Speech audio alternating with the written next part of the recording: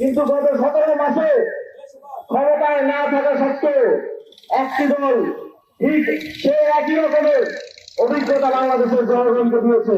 সেই 1400 ছাত্র জনতা তাদের জীবন দিয়েছিলেন বাংলাদেশের স্বাধীনতার জন্য, একটি সুন্দর বাংলাদেশ বিনির্মাণের জন্য।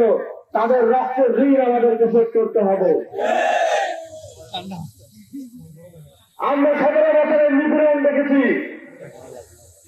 বাংলাদেশের মানুষ 17 বছরের নিপীড়নের পর গত 17 মাসে আবার আরেক ধরনের নিপীড়নের শিকার হয়েছে।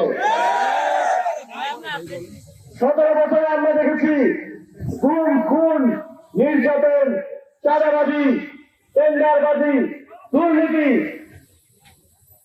যত ধরনের অন্যায় অনাচার আছে শেখ হাসিনার ফ্যাসিবাদের পক্ষ থেকে আমরা সেগুলো পেয়েছি। কিন্তু গত 17 মাসে ক্ষমতায় না থাকা সত্ত্বেও একটি দল ঠিক সেই একই রকমের অভিজ্ঞতা বাংলাদেশের জনগণকে দিয়েছে।